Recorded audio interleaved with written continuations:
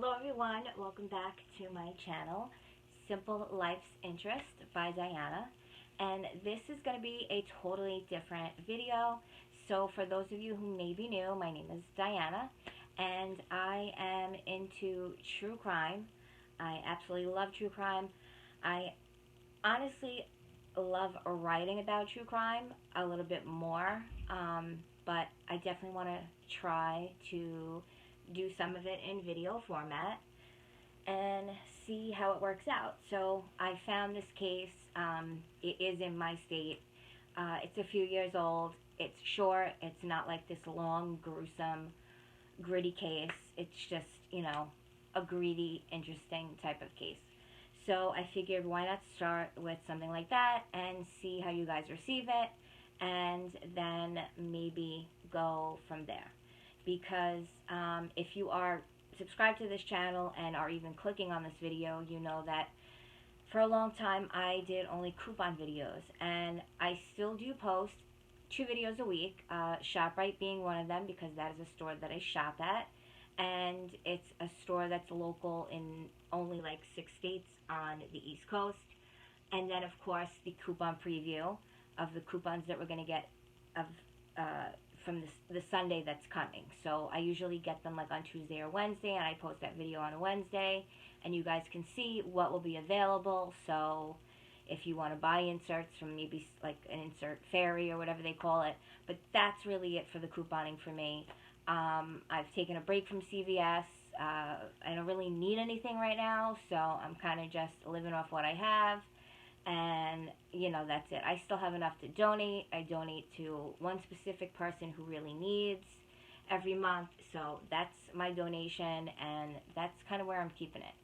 So, of course, there's still other things that I save and like to share, especially around the holidays.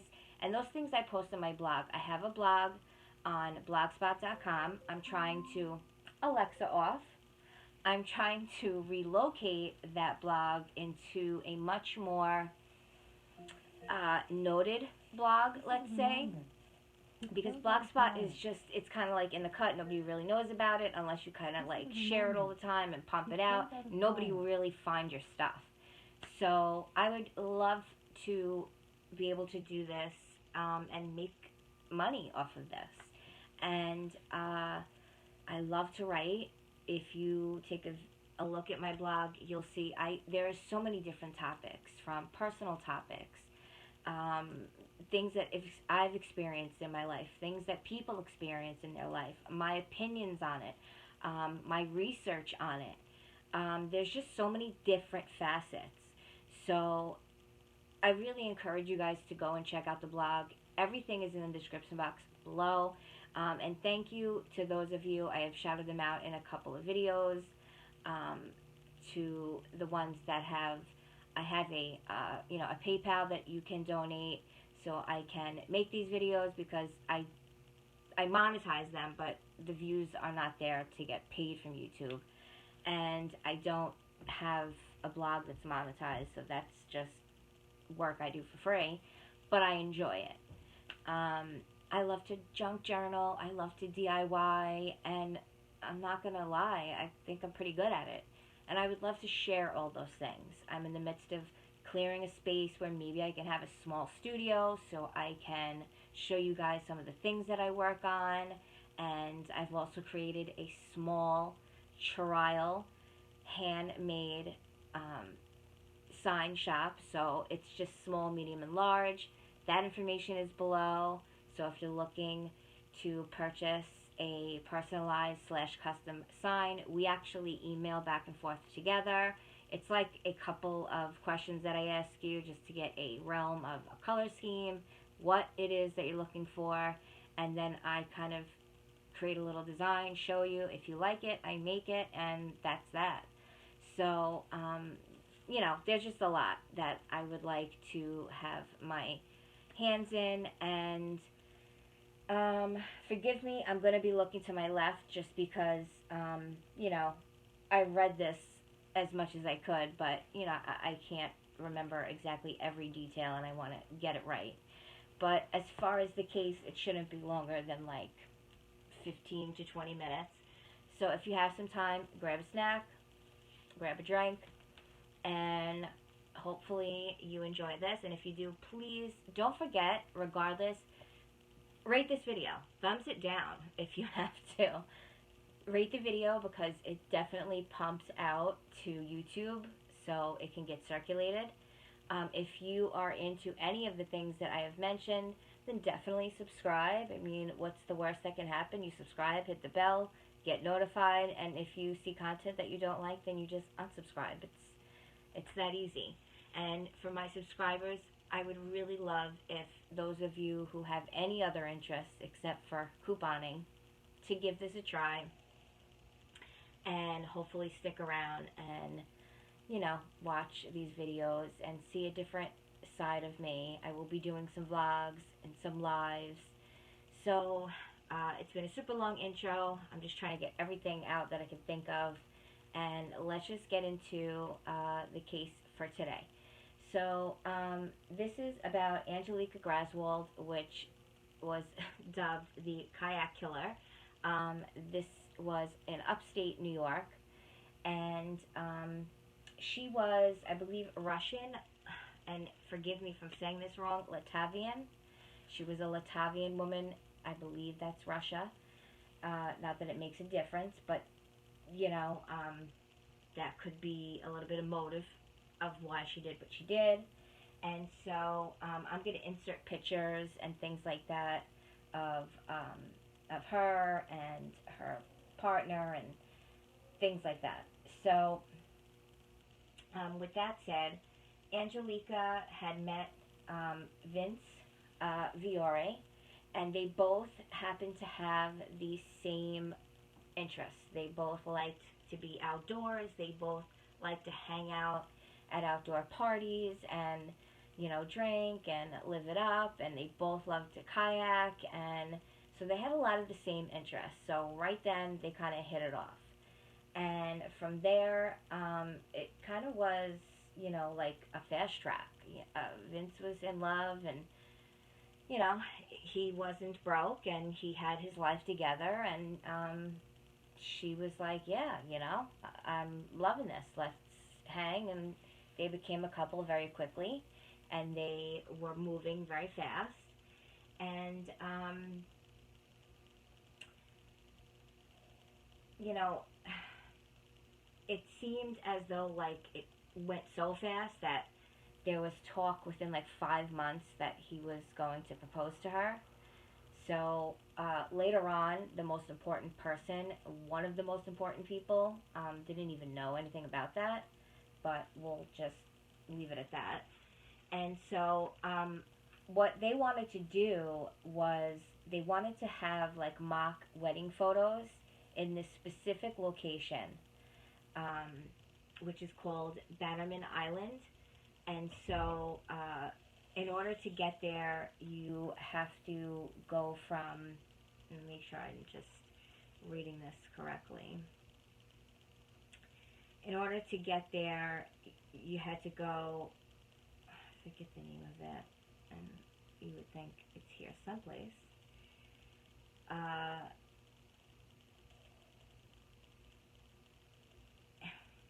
Maybe I didn't even write it. So, okay, there we go. 1 point down for me.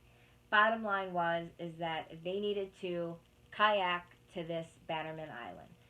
So, and for those of you who don't know what that is, it's home to a red brick carapace of Bannerman Castle.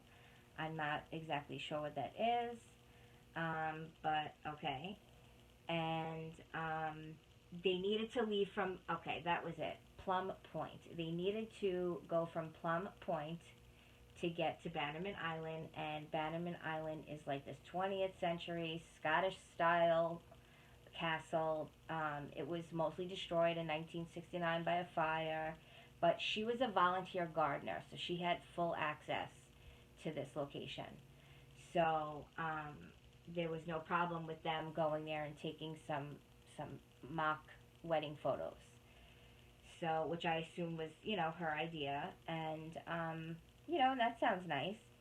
So I believe it was April 15th, and it was a chilly afternoon.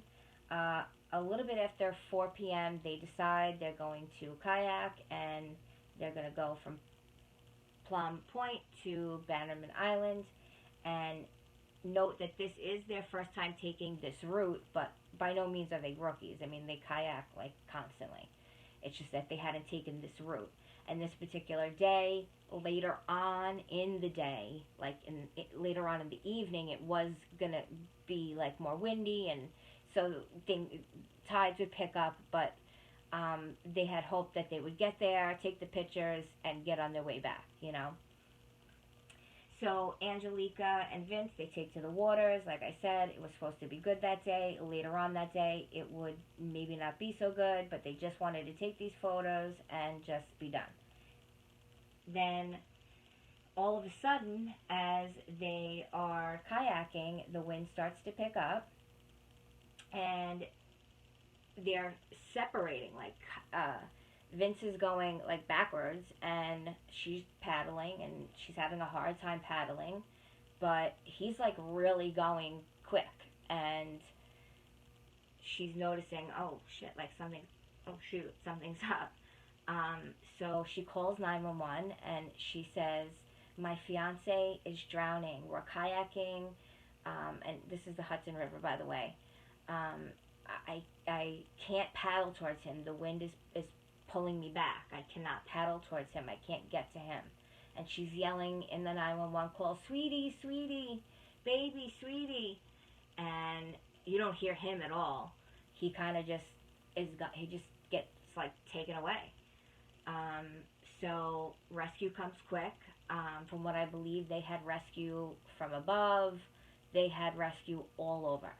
So she makes a phone call once they get her on land. She makes a phone call, not to his mother, not to his father, but to his brother. Which, whatever. Maybe she didn't want to, like, startle his mom. And she says to his brother that Vince had drifted, and they are, looking for him.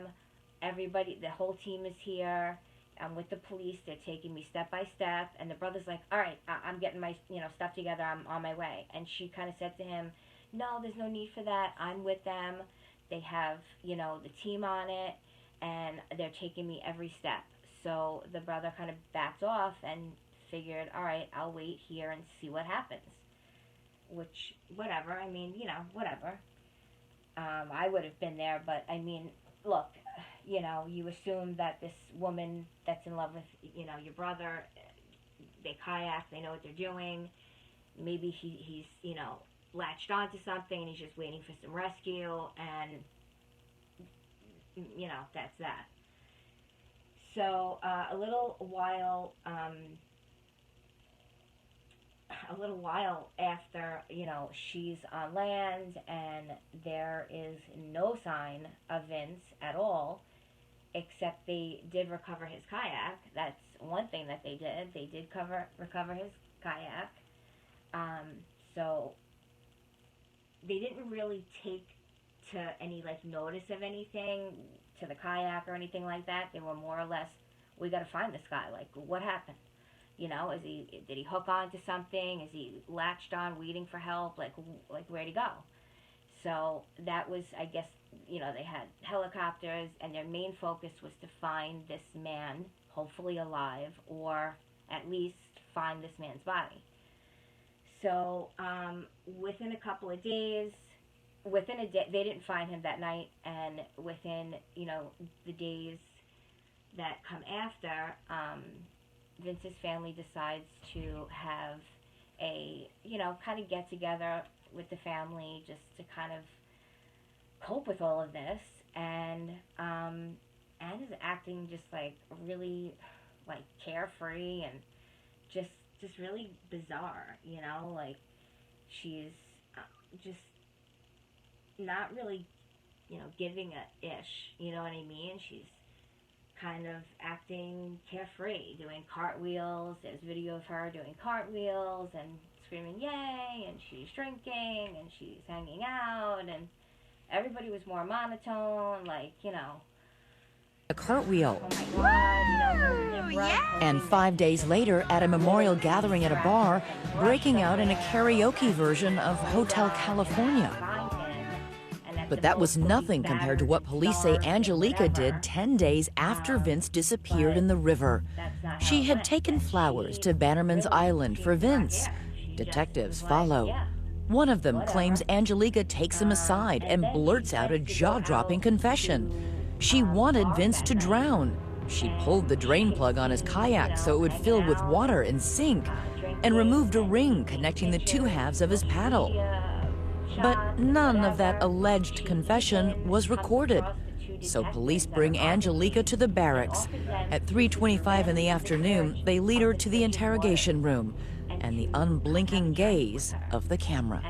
Get your water, right? All right. How you doing? Cold? She doesn't know it yet, but this is her last day of freedom, maybe forever. Angelica is about to talk her way into a jail cell. Get the right for me, stop. Anything you say can well be used against you in a court of law. For one thing, police wonder about that 911 call. I can't get to him. It's very windy and the waves are coming in and I can't paddle to him. Stay on the phone with me. He's getting further and further away from me. He's gonna drown. They say she may have waited 20 minutes before calling for help, suggesting her 911 call is nothing but a performance. Oh no, baby! Now in the interrogation room, after a detective says Angelica had already confessed to him earlier in the day, she's not admitting much of anything. You lost him, John. Which is pretty sturdy and I know it's difficult. I know No, I these are didn't questions. just watch him drown. I tried to do something about it. What did you really want to say? once it's in there and screwed, it's not going anywhere unless it's manually unscrewed and pulled. So that right there was a red flag. Like, he did. If he did not say call 911, This I would man have did this all the time. paddled the They out of kayak, myself and got to him somehow. and they would check their That's a little different from when you told me earlier, though. Set everything up before, Why? you know. Why do you keep changing what you're saying? You're confusing me. And that's an issue for me. Almost 3 hours into the interrogation, at about 6:20, the detective brings in his partner. How you doing? I'm Matt. As they talk, it emerges that while on Bannerman's Island that fateful day, Angelica had been in touch with a fellow volunteer named Barbara, who lives within sight of the island. Around 5, we get to the island. Around 7 is when I text Barbara and get into contact with her. 2020 obtained Angelica's messages she sent by text. We're kayaking today, she says, and I'd like to stop on the island. As they're leaving, she sends another message. We're leaving now, essentially inviting the woman to keep an eye out for them as they head for home. 7:04, I send a message. We're heading out. He's in front of me. What kind of killer wants a witness?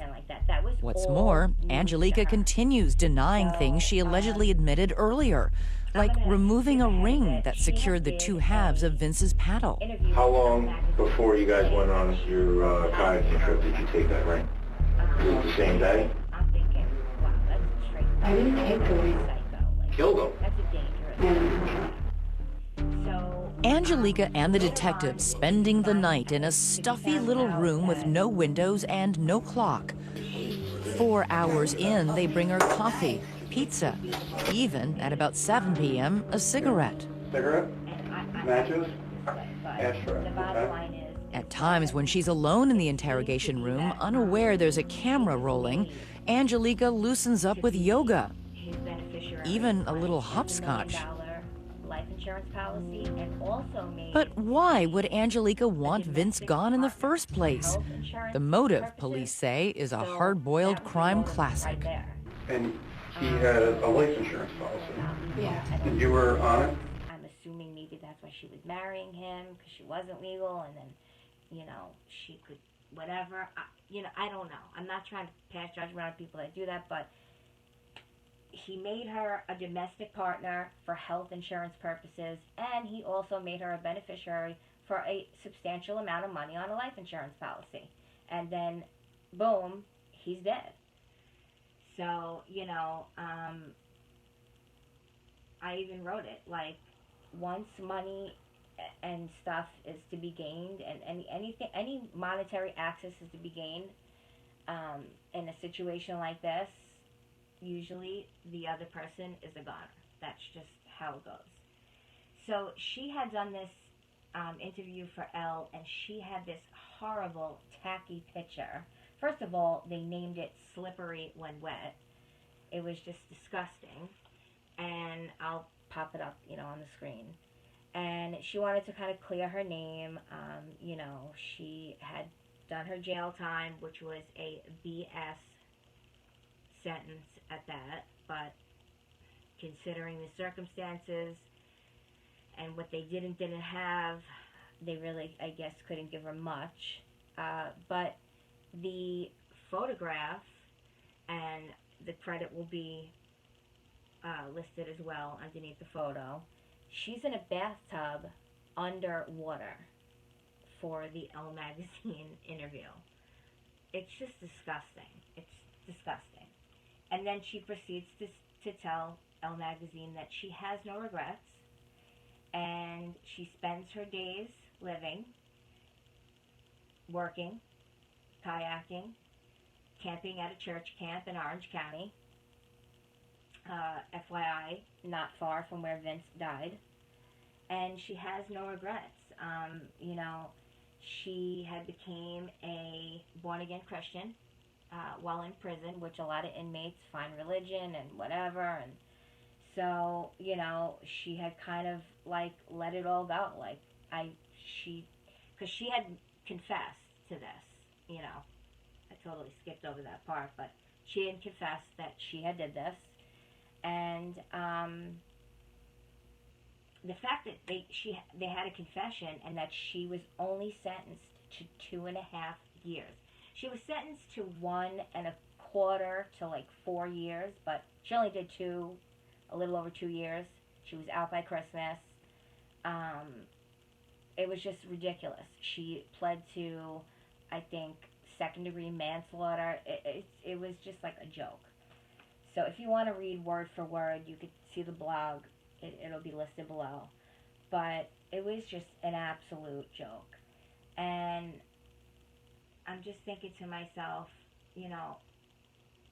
all for a little bit of money. Now, speaking of that, while she's, waiting for her murder trial, and she pleads guilty to, criminally negligent homicide. She's sentenced to the maximum of 1.5 to 4 years in a state prison and released with time served before Christmas. She served around 2 to 2.5 years, which is a complete joke.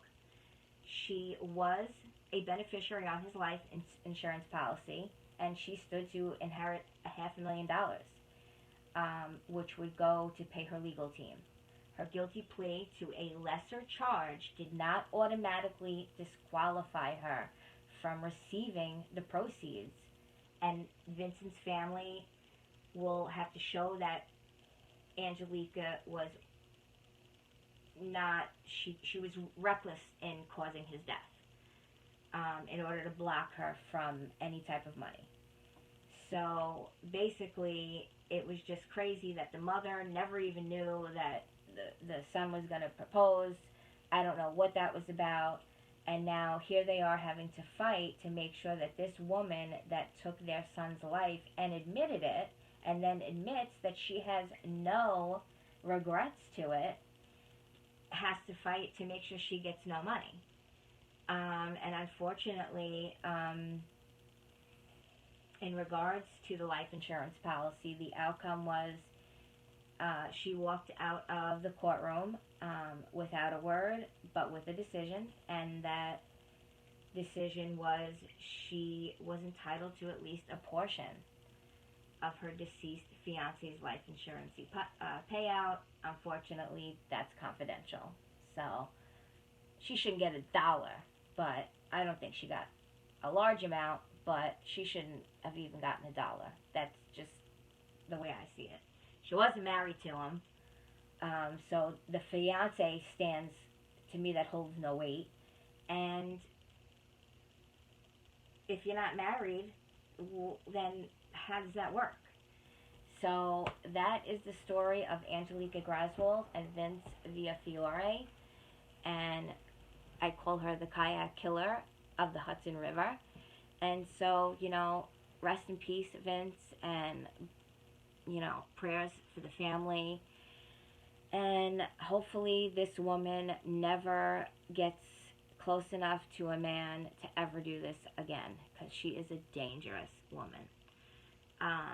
I know I was looking down a lot, and, you know, so hopefully you enjoyed this. Of course, comment below. Keep it nice.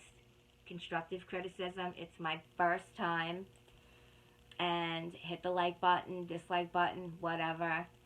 And subscribe if you want to see true crime videos. Comment below if there's someone that you would like me to cover. And as it goes, I will be able to be more close to the camera and maybe have my notes here instead of here. My layout's a little bit different right now, and, you know, we'll see how it goes. But hopefully, for my first one, it was something, you know, enjoyable. And I will see you guys in the next video. Thanks so much for watching. Bye.